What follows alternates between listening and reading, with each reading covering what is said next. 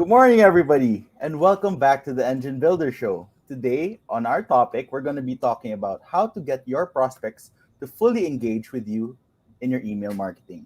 As always, this show is brought to you by Business Marketing Engine. If you need unique marketing solutions to build your business, check out businessmarketingengine.com. Now, let me hand it over to our awesome host, Gabe. Good morning, Gabe. Good morning, Jethro. Thank you. And good morning, everyone. Hope you're having a fantastic week and amazing day whenever you get to tune in and watch this. And as always, if you have any questions, just drop those in the comments below and I'll make sure that myself or one of the team gets back to you. So anything you need help with, we're here to help. And that's why we're doing the show. And to start off, before I get into kind of the specific teaching that I want to share today, I want to just remind everyone that email is not dead. It's not even close to dead. It has never been on the verge of dying either. There's always that always cracks me up when I see a new social media platform come out, or I see some kind of new marketing channel, and they try to sell against email. In my experience, that is, since the day email has been, created and used commercially and, for marketing, it's been incredibly effective. And just like as an example of how impactful your email marketing can be, this year I've generated over $250,000 in revenue from a list that is about 3,000 names.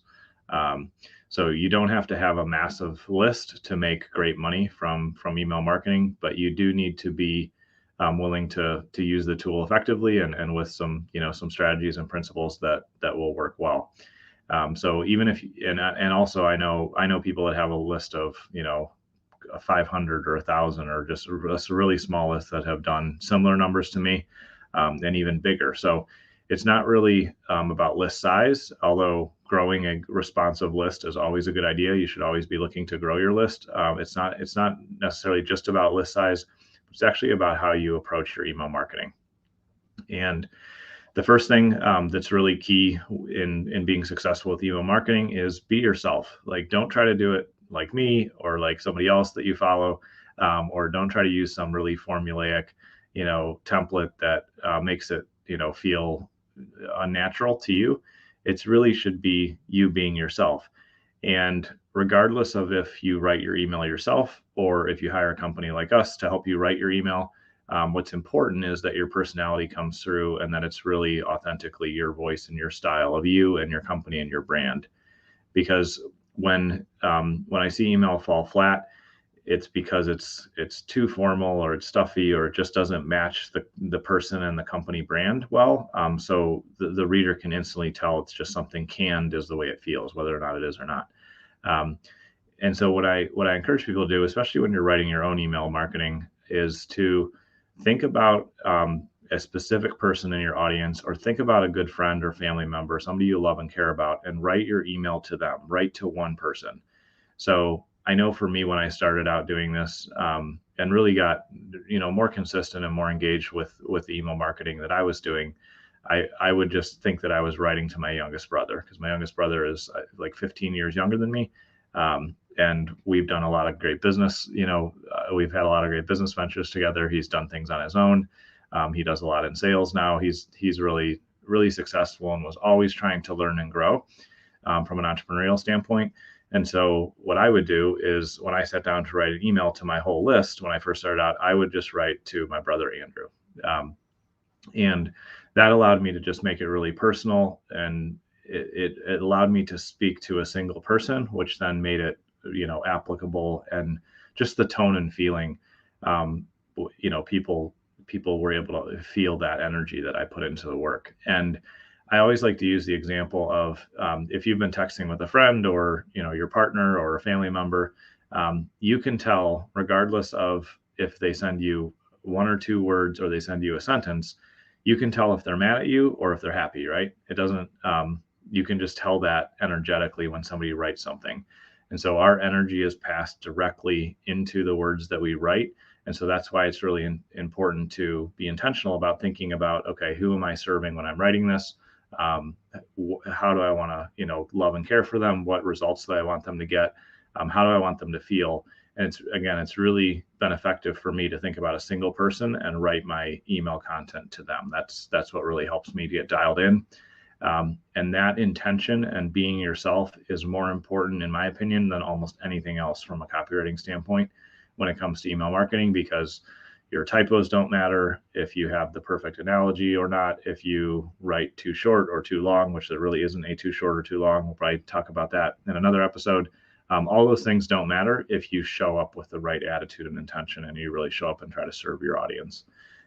So just be yourself and really show up with that intention of love and service and helping one single person. Like, focus on that one person, and then everybody will benefit from that. So that's the first thing.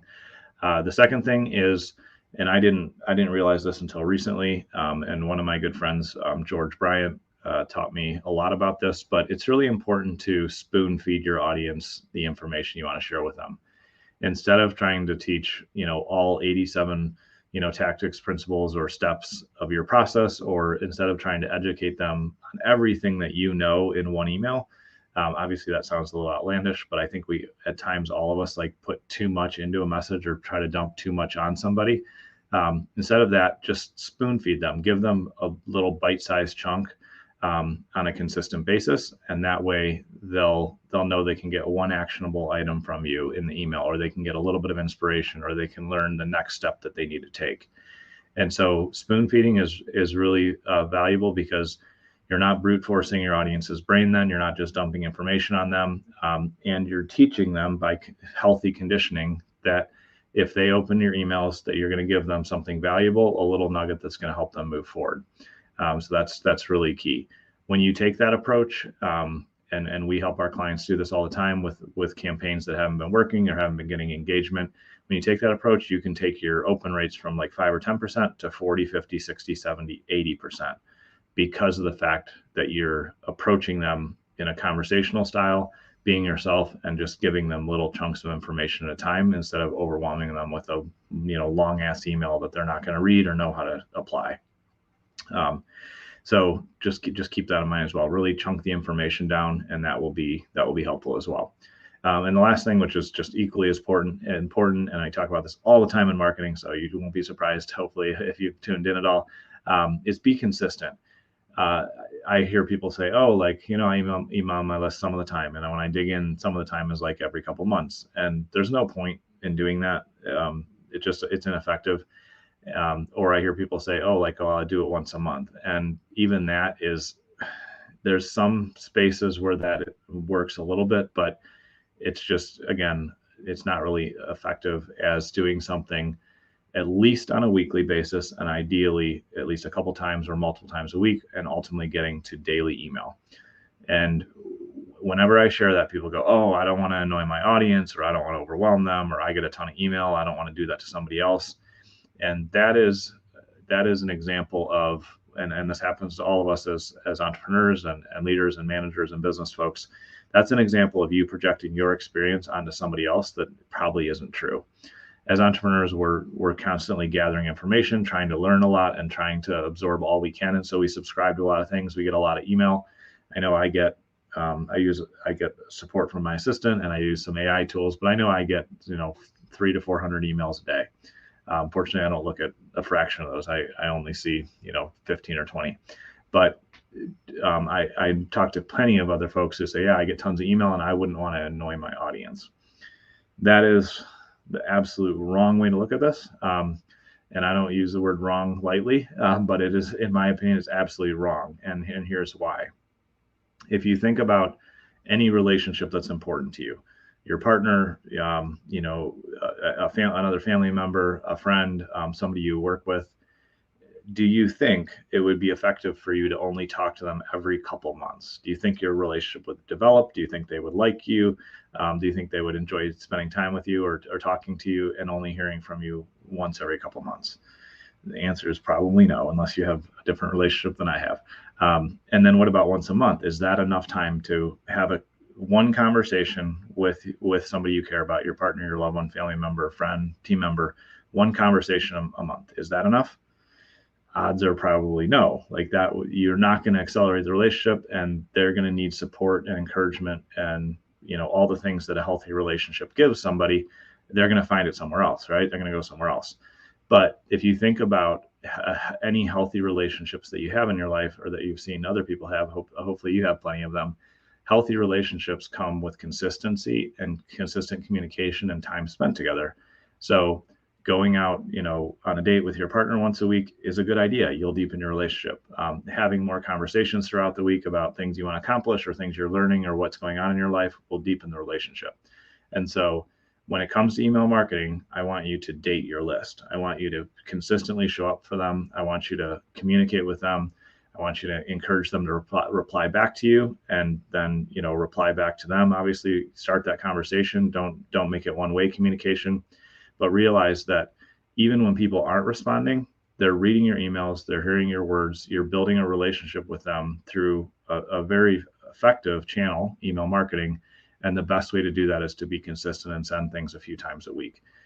Build up to that, because you don't want to make the promise of like, oh, I'm going to send daily email and do it for 3 or 4 days and then stop, because then you will have burned your relationship even worse, because you made a promise that you didn't deliver on. So build up to it. If every 2 weeks is what you can commit to, start there, and then go to once a week, and then you can do more from there. But just really remember that you're building a relationship, and so you need to be consistent in the communication and the conversation. And the other advantage is you don't have to do this all alone. You can have, that's something that we love helping our clients with, is sending email marketing for them. We either can just send it for them so they don't have to deal with the technical things, or we can actually interview you and write your content for you, and still have your voice and style and be consistent in building that relationship. Regardless of how you solve the problem, I would just encourage you to really look at how can you be consistent and continual in your email marketing, because that's what's going to build your relationship. That's what's going to bring you more prospects. That's what's going to build your brand. And email is a long-term play. You can get immediate results out of it some of the time, but you're going to get your best and highest return results out of it if you just continue to consistently build that relationship. So be yourself, and just really, just really be who you are in any relationship, and people will notice that. Spoon feed your audience, give them little chunks of information. Don't overwhelm them with a bunch at once. And then the third thing is be consistent over time, and that's what's going to make your biggest difference. And your prospects will fully engage them. They'll see that it's really you showing up as you, being consistent, and giving them valuable pieces of information. And that's what's going to make a huge difference in your email marketing. So I hope that's useful. And of course, if you have any questions, you can reach out, and we'd be glad to help you. Jethro? Thank you, Gabe. And that's it for today's episode on the Engine Builder Show. Thank you so much for taking time to listen to our show. We hope that you learned something today. If you like our daily videos, we appreciate if you hit that like, follow, and subscribe. And when we go live, hit the bell as well so you'll get notified. Also, if you want to ask us a question, drop a comment down below and we'll get back to you as soon as possible. Again, for unique marketing solutions, head over to businessmarketingengine.com. And we'll see you again tomorrow. Bye, everybody.